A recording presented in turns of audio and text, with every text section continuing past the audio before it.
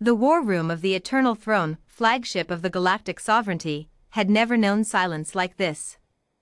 General Kale Veyron stood at the center of the holographic command table, his forearms folded behind his back, his ridge plates flared in the instinctive posture of a predator trying very hard not to look afraid. Around him, 12 senior war commanders of 12 different species stared at the same map. The map was wrong. It had to be wrong. "Run the scan again," Kale Veyron said. "General, we have run it 9 times. Run it a 10th. The scan ran. The scan returned the same answer it had returned 9 times before. The human fleet, which had been retreating, which had been losing, was no longer retreating. It was not even holding position. It was advancing. All of it. 3 weeks earlier, the war had been proceeding exactly as the Galactic Sovereignty's war colleges had calculated. Humanity had entered the conflict with the most irrational military doctrine any intelligence analyst had ever been forced to document.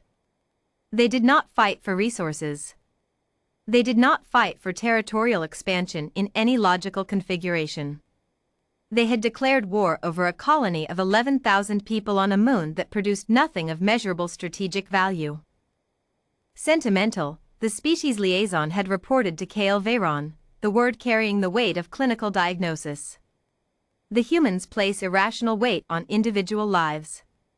It appears to impair their judgment at the command level. Kale Veyron had accepted this assessment. He had been wrong to do so.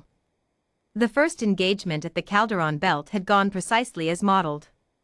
The human advance squadrons were aggressive, yes, uncomfortably aggressive, but they were outgunned and outmaneuvered. They retreated in good order. Kale Veyron noted their retreat patterns were unusual. Humans pulled back without panic, without rout, without the organizational collapse that typically followed a decisive first defeat. Still, a retreat was a retreat. The second engagement near the Voss corridor, named, ironically, after the human admiral himself, was meant to be the killing blow. Kale Veyron had positioned the Sovereignty's 3 dreadnought divisions in a classic encirclement, a formation that had ended 47 wars across 4 centuries. Admiral Darian Voss walked directly into it. He walked into it, and then the encirclement somehow became the encircled. Kale Veyron still wasn't entirely sure how. The after-action analysis took 4 days. The Sovereignty's finest tactical minds reviewed the engagement from every angle, interviewed every surviving commander, rebuilt the event in simulation 17 times. The conclusion they reached was this: Admiral Darian Voss had intended to walk into the encirclement. He had used the Sovereignty's own formation against them, baited 3 dreadnought divisions into a fixed geometry, then collapsed it inward using a relay jump sequence that the Sovereignty's modeling had assessed as theoretically possible but tactically inadvisable due to catastrophic risk to the executing fleet. The human fleet had executed it anyway.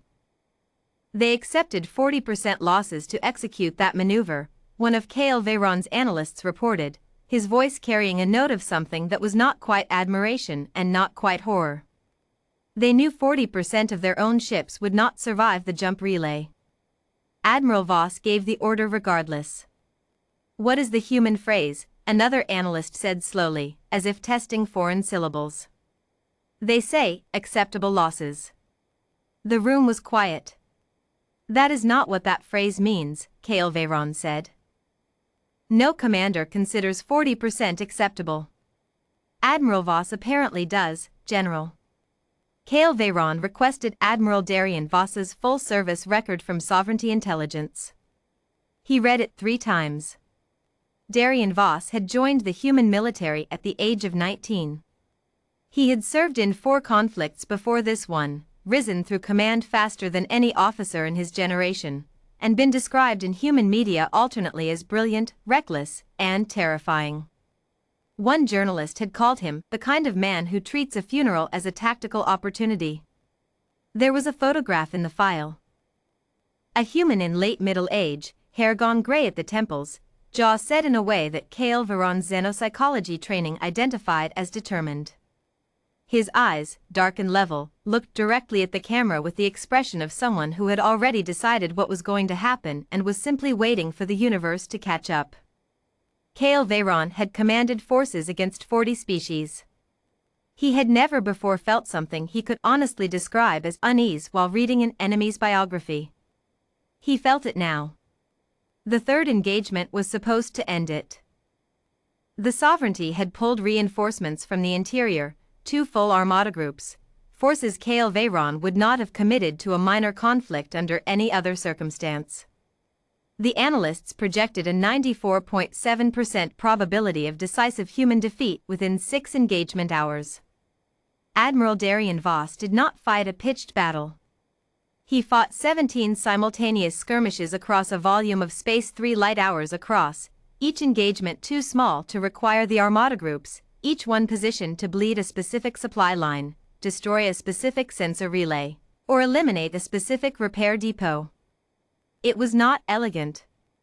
It was not the stuff of war college case studies. It was, Kale Veyron realized with a growing chill, methodical. Humans, he was discovering, were almost supernaturally patient when they were angry.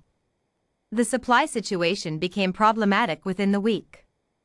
3 of the Sovereignty's forward bases were operating on reduced capacity. Jump fuel resupply was delayed. The armada groups were present, massive, powerful, and increasingly unable to project that power in any direction that mattered, because every time they moved toward a concentration of human forces, the human forces simply weren't there anymore.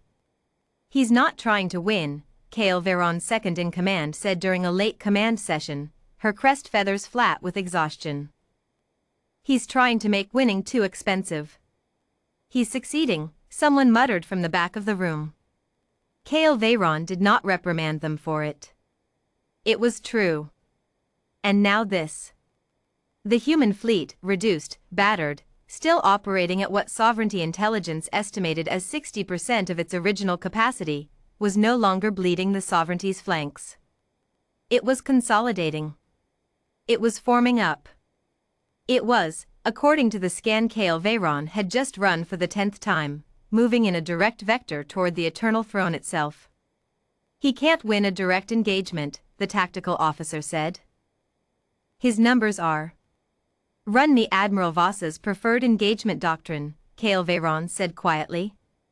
The officer pulled the file. "Read it." Looked up.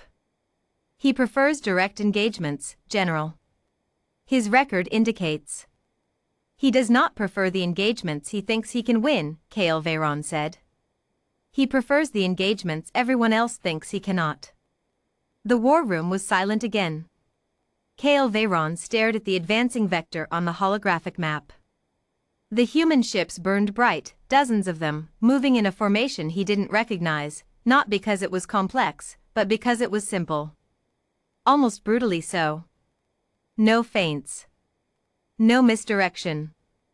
A direct line. A message. "We are coming.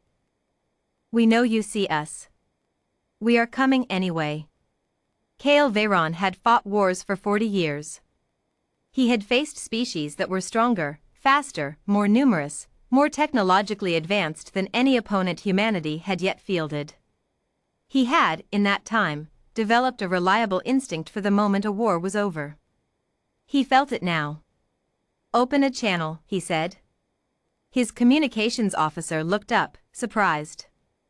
"To whom, General?" "To Admiral Darian Voss." The channel opened. Static. Then the face of the man from the intelligence photograph, older somehow than his years, gray at the temples, jaw set, eyes level and completely, utterly calm. "General Veyron," Admiral Darian Voss said. His voice was conversational, unhurried. A man discussing weather. "Admiral Voss." Kale Veyron chose his words with care. "You have fought well. Your losses have been considerable." "They have," Voss agreed. "And yet you advance." "We do." Kale Veyron studied the human face. "What will it take," he said, "to end this?" Darian Voss was quiet for a moment. "Then, the colony." Every civilian. Safe return. Full sovereignty. And an acknowledgement, on the public record of the galactic sovereignty, that what was done to them was wrong. The colony, Kale Veyron said slowly, of 11,000 people. On a moon producing no measurable strategic. 11,437 people, Voss said. Still calm. Still level. I know all their names, General. My staff made sure of it. Every one. Silence. You started this war, Kale Veyron said, for 11,000 people. We'll burn the sovereignty to the waterline for 11,000 people, Darian Voss said pleasantly. Or you can give them back. Either way, we are not going home unsatisfied. Kale Veyron looked at the advancing fleet on his map. Looked at his depleted supply lines. Looked at the dreadnoughts that had somehow, impossibly, found themselves on the wrong side of their own war. He thought about the 40% losses Darian Voss had accepted without blinking. He thought about the words, I know all their names. Open a full diplomatic channel, Kale Veyron said quietly. And someone tell the war colleges they need to rewrite everything they think they know about humanity. He looked at Admiral Voss one last time. We will discuss terms. Darian Voss nodded once. No smile. No triumph. Just the expression of a man who had already known how this would end. We'll be there in 4 hours, he said. He was.